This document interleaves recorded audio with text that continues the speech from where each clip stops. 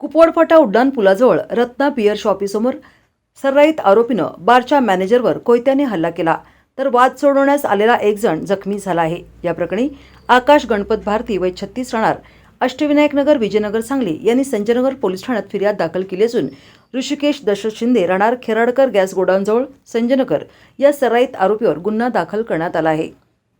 सर्राईत आरोपी हा बियर पिण्यासाठी 29 नोव्हेंबर रोजी सकाळी 11:15 वाजता कुपवाड उड्डाण पुलाजवळ रत्ना बियर शॉपीमध्ये आला होता। बियर पिल्यानंतर तो फिर्यादीला शिवीगाळ करून बियरचे पैसे देण्याऐवजी तुम्हाला जर दुकान चालू ठेवायचे असेल तर दरवेळी मला 10,000 रुपये द्यावे लागतील, जर ते तुम्ही मला दिले नाहीत तर मी तुम्हाला मारून टाकेन असे म्हणू लागला।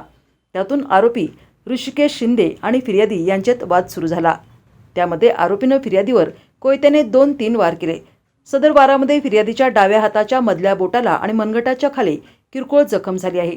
यांचा वाद सोडवण्यास केरुबा बाबू मेटकरी राहणार भारत सुतगिरणी कुपवाड हे गेले असता त्यांच्या उजव्या पायाच्या गुडघ्यास आणि अंगठ्यास जखम झाली आहे, म्हणून फिर्यादीनं संजयनगर पोलीस ठाण्यात तक्रार दिली असून सर्राईत गुन्हेगार ऋषिकेश शिंदे याच्यावर रात्री 8:30 वाजता गुन्हा दाखल केला आहे।